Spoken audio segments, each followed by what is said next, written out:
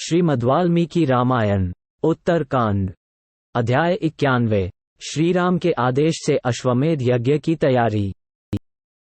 अपने दोनों भाइयों को ये कथा सुनाकर अमित तेजस्वी श्रीरामचंद्र जी ने लक्ष्मण से पुनः ये धर्मयुक्त बात कही। लक्ष्मण, मैं अश्वमेध यज्ञ कराने वाले ब्राह्मणों में अग्रगण्य एवं सर्वश्रेष्ठ वशिष्ठ, वामदेव, जाबाली और काश्यप आदि सभी द्विजों को बुलाकर और उनसे सलाह लेकर पूरी सावधानी के साथ शुभ लक्षणों से संपन्न घोड़ा छोड़ूंगा। रघुनाथ जी के कहे हुए इस वचन को सुनकर शीघ्रगामी लक्ष्मण ने समस्त ब्राह्मणों को बुलाकर उन्हें श्री रामचंद्र जी से मिलाया। उन ब्राह्मणों ने देखा, देवतुल्य तेजस्वी और अत्यंत दुर्जय श्री राघवेंद्र हमारे चरणों में प्रणाम करके खड़े हैं। तब उन्होंने शुभ आशीर्वादों द्वारा उनका सत्कार किया। उस समय रघुकुलभूषण श्री राम हाथ जोड़कर उन श्रेष्ठ ब्राह्मणों से अश्वमेध यज्ञ के विषय में धर्मयुक्त श्रेष्ठ वचन बोले। वे सब ब्राह्मण भी श्रीराम की वो बात सुनकर भगवान शंकर को प्रणाम करके सब प्रकार से अश्वमेध यज्ञ की सराहना करने लगे। अश्वमेध यज्ञ के विषय में उन श्रेष्ठ ब्राह्मणों का अद्भुत ज्ञान से युक्त वचन सुनकर श्री रामचंद्र जी को बड़ी प्रसन्नता हुई। उस कर्म के लिए उन ब्राह्मणों की स्वीकृति जानकर श्री राम लक्ष्मण से बोले, महाबाहो, तुम महात्मा वानर राज सुग्रीव के पास ये संदेश भेजो कि कपिश्रेष्ठ, तुम बहुत से विशालकाय वनवासी वानरों के साथ यहाँ यज्ञ महोत्सव का आनंद लेने के लिए आओ। तुम्हारा कल्याण हो। साथ ही अतुल पराक्रमी विभीषण को भी यह सूचना दो कि वे इच्छानुसार चलने वाले बहुत से राक्षसों के साथ हमारे महान अश्वमेध यज्ञ में पधारें। इनके सिवा मेरा प्रिय करने की इच्छा वाले जो महाभाग राजा हैं, वे भी यज्ञ भूमि देखने के लिए सेवकों सहित शीघ्र यहाँ आवें। लक्ष्मण, जो धर्मनिष्ठ ब्राह्मण कार्यवश दूसरे देशों में चले गए हैं, उन सबको अपने अश्वमेध यज्ञ के लिए आमंत्रित करो। महाबाहो, तपोधन ऋषियों को तथा अन्य राज्य में रहने वाले स्त्रियों सहित समस्त ब्रह्मर्षियों को भी बुला लो। महाबाहो, ताल लेकर रंगभूमि में संचरण करने वाले सूत्रधार तथा नट और नर्तक भी बुला लिए जाय।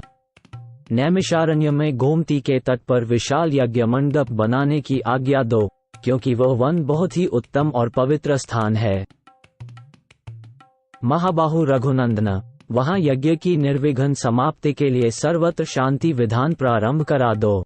नैमिषारण्य में सैकड़ों धर्मज्ञ पुरुष उस परम उत्तम और श्रेष्ठ महायज्ञ को देखकर कृतार्थ हों। धर्मज्ञ लक्ष्मण, शीघ्र लोगों को आमंत्रित करो और जो लोग आवें वे सब विधि पूर्वक तुष्ट पुष्ट एवं सम्मानित होकर लौटें।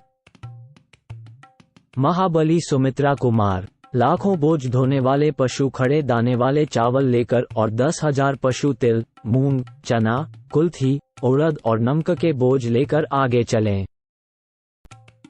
इसी के अनुरूप घी, तेल, दूध, दही तथा बिना घिसे हुए चंदन और बिना पिसे हुए सुगंधित पदार्थ भी भेजे जाने चाहिए। भरत 100 करोड़ से भी अधिक सोने चांदी के सिक्के साथ लेकर पहले ही जाए और बड़ी सावधानी के साथ यात्रा करें। मार्ग में आवश्यक वस्तुओं के क्रय विक्रय के लिए जगह जगह बाजारें भी लगनी चाहिए, अतः इसके प्रवर्तक वणिक एवं व्यवसायी लोग भी यात्रा करें। समस्त नट और नर्तक भी जाय। बहुत से रसोइये तथा सदा युवावस्था से सुशोभित होने वाली स्त्रियां भी यात्रा करें। भरत के साथ आगे आगे सेनाएं भी जाय।